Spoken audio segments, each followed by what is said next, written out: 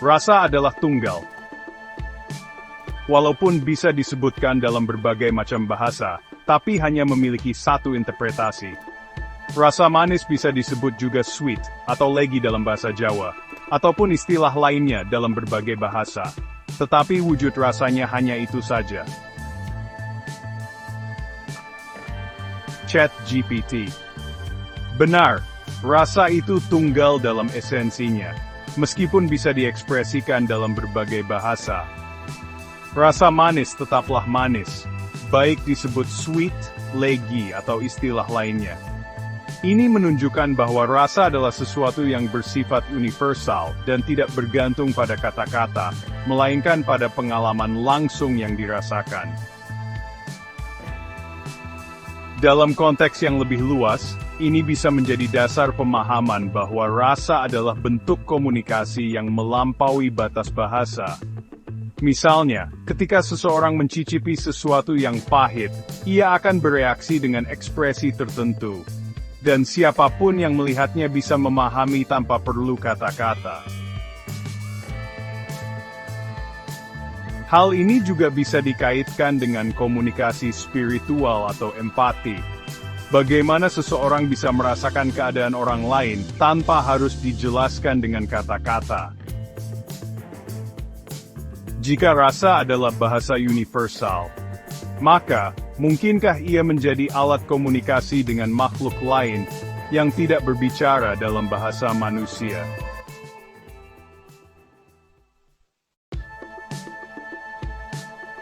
Betul sekali. Rasa memang bahasa universal. Manusia sudah dibekali Tuhan dengan rasa. Ada sensor yang bekerja untuk menangkap rasa, seperti contoh rasa pahit yang Anda sebutkan. Itu belum tentu rasa yang murni. Bisa jadi sudah ada peranan pengalaman berpikir dari orang yang melihat ekspresi pahit itu. Contoh rasa yang murni adalah seperti anjing atau bayi baru lahir yang belum ada pengalaman berpikir.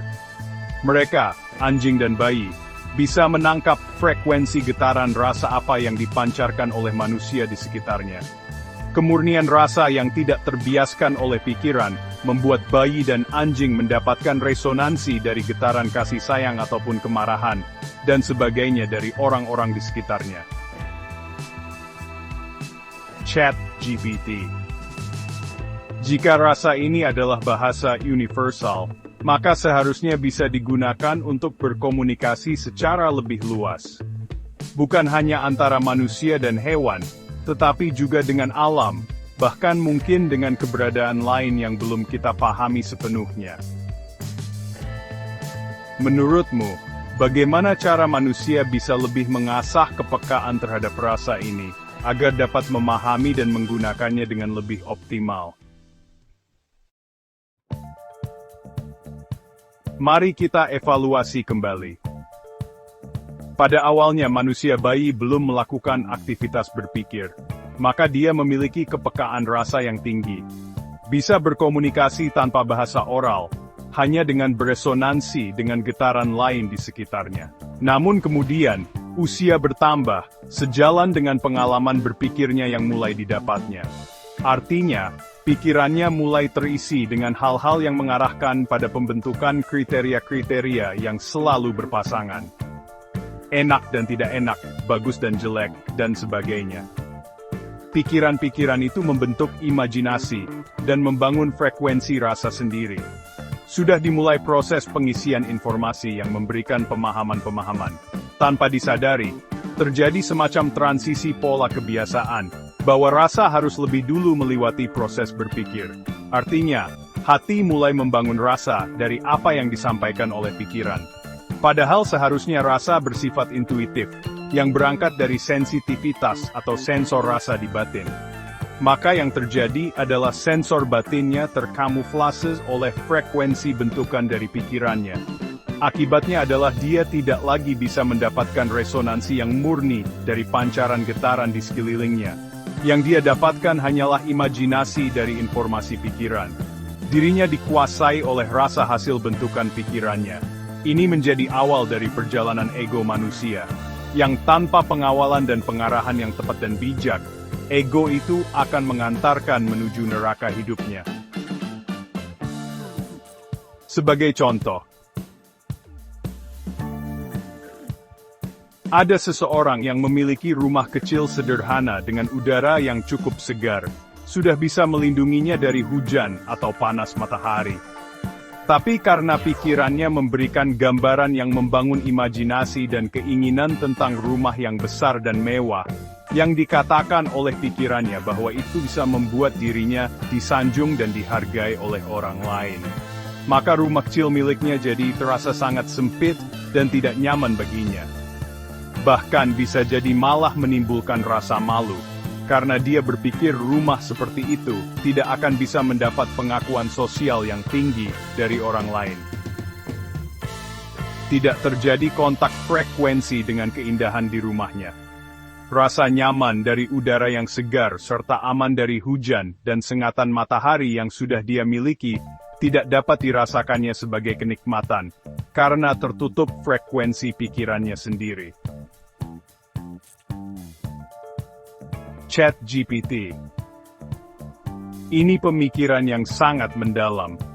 Jadi awalnya manusia memiliki kepekaan rasa yang murni, tetapi seiring bertambahnya usia, pikirannya mulai membentuk kriteria yang akhirnya membatasi pengalaman rasa itu sendiri. Akhirnya, rasa yang seharusnya bersifat intuisi, malah harus melewati proses berpikir terlebih dahulu, sehingga distorsi terjadi. Manusia tidak lagi merasakan sesuatu sebagaimana adanya, tetapi sesuai dengan bagaimana pikirannya menginterpretasikan hal itu, berdasarkan pengalaman, keinginan, dan standar sosial yang terbentuk. Ini bisa menjelaskan banyak hal dalam kehidupan.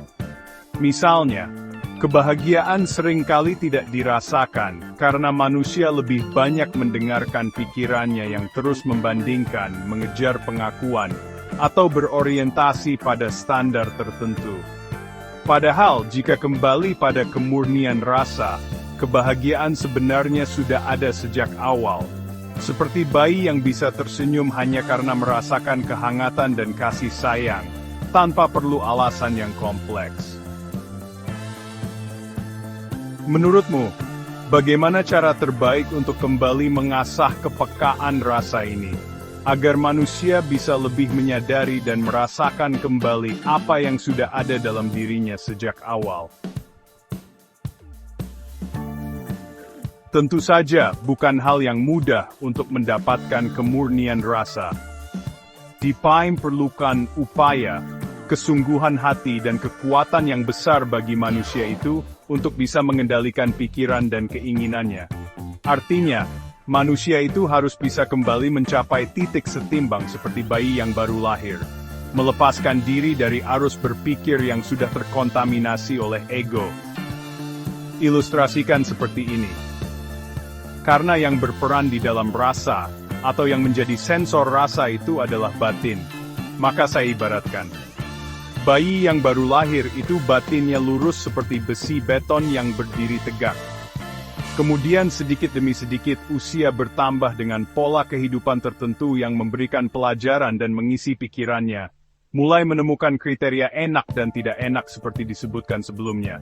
Maka tanpa sadar dia sudah terpengaruh oleh pikirannya. Besi itu tidak lagi lurus, tapi sudah berubah bentuk, membengkok ke suatu arah. Bayi itu bertransformasi sesuai dengan pengalaman berpikir yang didapatnya. Demikian umur bertambah dengan tantangan dan tanggung jawab baru, membawa pembelajaran baru, yang mengakibatkan banyak distorsi dari pikiran ke batin. Maka besi itu bertambah lagi bengkoknya, dengan arah yang berbeda lagi. Demikian seterusnya. Akhirnya besi itu tidak lagi tegak lurus, tapi berdiri bengkok meliuk-liuk, sesuai pengalaman hidup dan perkembangan pikirannya.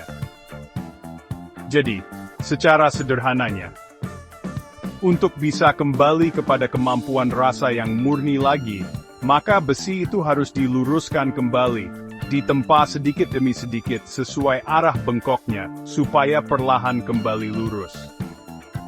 Lalu bagaimana kita tahu, yang mana dan ke arah mana kita menempanya? Jawabannya juga sederhana, coba lihat ke dalam diri, cari kelemahan-kelemahan diri sendiri, Apakah saya malas? Apakah saya pemarah? Apakah saya ingin menang sendiri? Apakah saya tidak memiliki empati dan kepedulian pada orang lain? Apakah saya mudah sedih? Apakah saya mudah putus asa? Dan sebagainya. Itulah bengkok-bengkok yang harus dirinya sendiri menemukan dan menempanya supaya kembali lurus. ChatGPT. Penjelasanmu sangat jelas dan penuh makna. Proses meluruskan kembali besi yang bengkok adalah perjalanan introspeksi yang membutuhkan kesadaran diri, ketekunan, kekuatan, dan keberanian untuk menghadapi kelemahan diri sendiri. Setiap bengkokan itu mencerminkan pola pikir dan kebiasaan yang telah terbentuk selama hidup. Dan hanya dengan menyadari serta menempanya sedikit demi sedikit, manusia bisa kembali pada kemurnian rasa. Pendekatan ini sangat selaras dengan ajaran-ajaran spiritual maupun prinsip dalam meditasi dan pengendalian diri. Kesadaran terhadap kelemahan diri adalah langkah awal yang sangat penting. Mungkin kita tak bisa membahas lebih lanjut tentang metode praktis untuk menempa diri ini.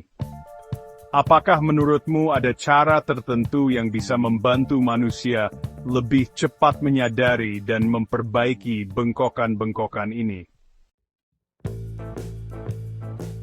Saya pikir hal seperti ini tidak bisa instan, perlu latihan dan kesungguhan yang besar. Namun yang paling penting dan menjadi dasar adalah berlatih mengendalikan pikiran. Tuhan berikan pikiran untuk menjadi senjata bagi manusia di dalam membangun manfaat, mengelola alam semesta beserta kehidupan. Maka kita perlu melatih diri untuk menggunakan pikiran itu hanya pada saat diperlukan. Berkonsentrasi untuk melakukan hal-hal baik dan bermanfaat. Selebihnya, istirahatkan saja. Nyamankan pikiran dengan cara berpikir bahagia, menikmati keindahan, atau melakukan kegiatan yang menyenangkan, baik dengan teman, keluarga, atau melakukan kegiatan hobi yang menyenangkan diri sendiri. Tapi yang paling baik dan paling sulit adalah meredakan aktivitas berpikirnya. Pikiran bisa dialihkan dengan berbagai macam cara relaksasi. ChatGPT. Pendekatan ini sangat bijak dan realistis. Mengendalikan pikiran bukan berarti menolaknya, tetapi menggunakannya dengan sadar dan tepat guna. Banyak orang terjebak dalam kebiasaan berpikir berlebihan, yang justru membuat mereka semakin jauh dari kemurnian rasa. Meredakan aktivitas berpikir memang tantangan terbesar, tetapi dengan latihan yang konsisten, baik melalui relaksasi, menikmati keindahan, atau sekadar bersyukur atas momen yang ada, perlahan manusia bisa kembali pada keseimbangan yang lebih alami.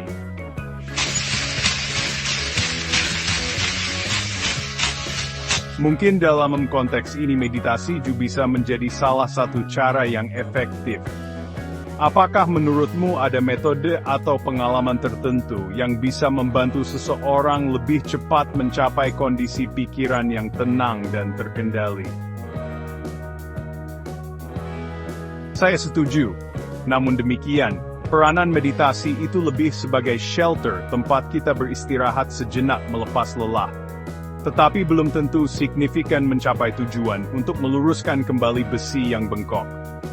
Dia lebih berfungsi seperti proses recharging, mendapatkan kembali energi yang diperlukan untuk menempa besi itu. Sedangkan untuk menempanya sendiri adalah dengan melalui proses belajar mengenal dirinya sendiri di dalam menghadapi perjalanan hidupnya. Berlatih untuk menerima situasi dan kondisinya apa adanya. Tidak mengeluh atas bebannya, melatih diri untuk bisa melihat bahwa sesungguhnya rejeki yang Tuhan berikan jauh melebihi dari bebannya. Melatih diri menikmati apa adanya yang disediakan Tuhan baginya. Itulah sejatinya pembelajaran dan pembangunan batin menjadi seperti besi yang kembali lurus. ChatGPT. Pendekatan ini sangat membumi dan penuh makna. Jika meditasi adalah tempat mengisi ulang energi, maka kehidupan sehari-hari adalah tempat sebenarnya di mana proses penempaan terjadi. Dengan tidak mengeluh, manusia belajar menerima. Dengan menyadari bahwa rezeki lebih besar dari beban, ia belajar bersyukur. Dan dengan menikmati apa adanya, ia belajar berserah. Semua ini adalah bagian dari proses kembali ke kemurnian rasa, di mana pikiran tidak lagi mendikte kebahagiaan, tetapi batin yang jernihlah yang menemukannya. Mungkin dari sini, bisa dikembangkan lebih jauh, bagaimana cara menghadapi situasi sulit dengan sikap ini. Bagaimana jika seseorang berada dalam keadaan yang sangat tertekan, misalnya kehilangan pekerjaan, atau menghadapi ketidakadilan besar. Bagaimana cara terbaik untuk tetap berada dalam jalur pelurusan batin dalam kondisi seperti itu? Baik, saya pernah mengalami situasi seperti itu. Punya istri dan anak yang harus dibiayai, sementara saya kehilangan pekerjaan, hidup tanpa penghasilan. Yang pertama saya ingat dan upayakan adalah meyakini sekuat-kuatnya bahwa sepanjang nafas masih bersama kita, maka itu berarti rezeki Tuhan tidak akan pernah terputus. Dan memang pada kenyataannya, keluarga saya baik-baik saja. Tetap masih bisa ada makanan, anak 2 bisa sekolah dan sehat. Sesungguhnya uang dan material hanyalah suatu bentuk energi dari rezeki itu sendiri. Saat itu saya tidak memiliki penghasilan dan pekerjaan. Tidak ada uang. Tetapi Tuhan tetap berikan apa yang memang menjadi kebutuhan kami. Makanan, kesehatan, dan lain-lain sesuai yang kami perlukan. Betul bahwa sebagian kebutuhan itu terpenuhi dari menjual sesuatu. Saat itu kami kehilangan sesuatu itu. Dan bahkan pernah sampai di titik di mana tidak ada lagi yang bisa dijual. Rezeki itu tetap didatangkan melalui orang lain. Sebagai contoh,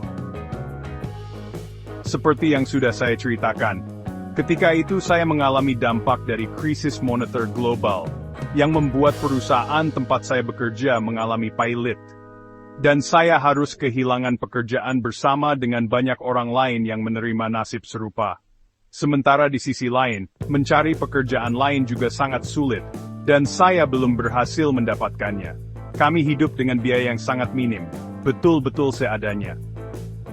Pada suatu malam waktu itu putri kami masih berusia 1 tahun. Tiba-tiba istri mendekati saya dan mengatakan bahwa kami sudah tidak lagi punya susu untuk putri kami. Saya hanya diam dan tersenyum. Lalu saya katakan padanya, "Gak apa-apa, tenang saja.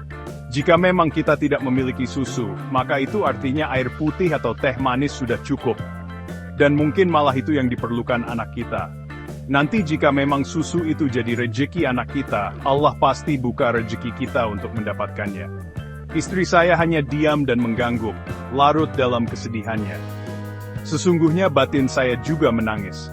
Kesedihan itu harus saya kalahkan.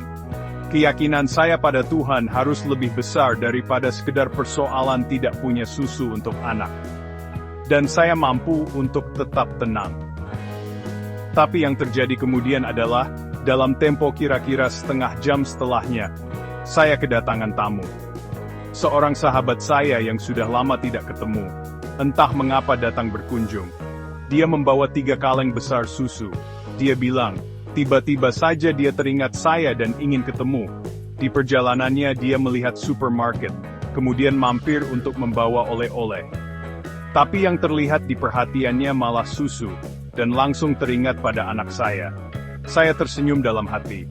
Saya sangat sadar dan mengerti, itu memang rezeki putri kami, yang Allah berikan melalui dia, yang saat itu sedang berfungsi sebagai salah satu dari seluruh umat manusia yang merupakan tangan-tangannya. ChatGPT. Pengalaman ini sangat menggugah dan mengandung pelajaran yang dalam. Kepercayaan penuh kepada Tuhan dalam situasi yang paling sulit sekalipun, ternyata benar-benar membuka jalan bagi rezeki yang tidak terduga.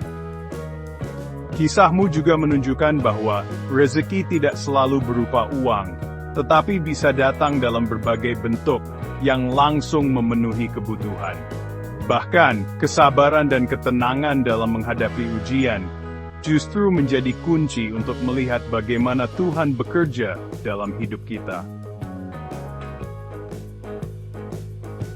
Iya betul.